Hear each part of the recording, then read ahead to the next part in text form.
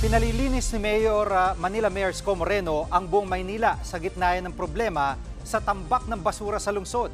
Live mula sa Manila City Hall, nangunguna sa balita si Gio Robles. Gio, una sa lahat, kumusta na ba ang problema sa basura dyan sa Maynila? Jiggy, nasa 2,000 tonelada o katumbas yan ng 300 truck ng basura ang nahakot dito sa buong Maynila sa nakalipas na 10 oras ayon yan mismo kay Yorme.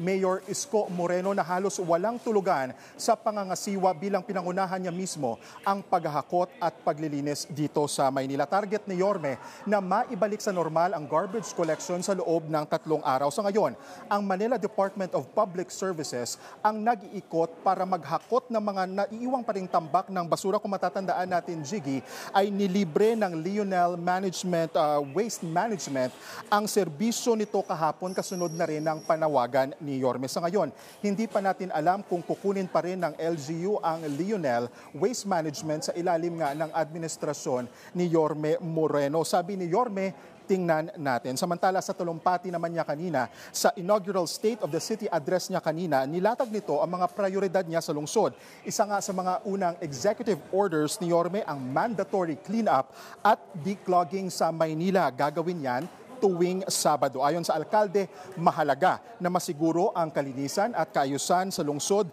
na may kinakaharap na garbage crisis. Siniguro ni Yorme na hindi sila titigil para matupad ang slogan ng kanyang administrasyon na Make Manila Great Again. Pakinggan natin ang bahagi ng talumpati ni Yorme. Ibabalik natin ang maaliwalas at panatag na pamumuhay para sa mamamayan. Ang hinihiling ko lang sa inyo, disiplina, kooperasyon, paggalang sa lituntunin ng lungsod, because I cannot do it alone. At Gio, kahapon ay nabanggit sa mga ulat no, na nasa halos 1 billion yung hindi nabayaran sa yung mga paghakot ng basura. May utang yung City of Manila. Bakit ba nagkaganito yung sitwasyon? Yes.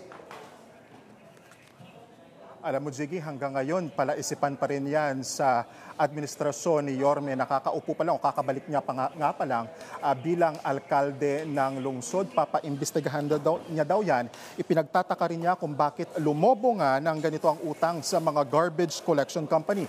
Hindi pa masabi sa ngayon kung kailan mababayaran ang waste management service providers dahil sabi nga ni Yorme, nasa ICU o naghihingalo ang pananalapi ng lungsod. Sa kanyang inaugural address, as I mentioned earlier, ipinunto rin niya ang mga maanomalya o manong transaksyon sa City Hall, mga cash advance na umabot sa halos 4 na bilyong piso. Kinwestiyon din ni Yorme ang budget deficit ng lungsod na umabot sa negative 4.6 billion pesos at ang utang ng City Hall na umabot sa 10.2 billion pesos. Sa ngayon, Jiggy, sinusubukan pa nating kunan ng pahayag si dating Manila Mayor Honey Lacuna, maging yung mga opisyal na direktahang pinangalanan ni Yorme kanina, kabilang nakasabay pa na doon ng pangalan nila at mga litrato at breakdown, kumbaga, ng mga cash advances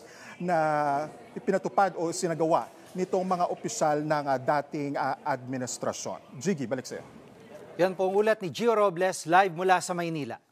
Mga kapatid, Jiggy Manikad po. Pagdating sa mahalagang balita sa loob at labas ng bansa, dapat una sa lahat, mag-follow at mag-subscribe na sa social media pages ng News 5.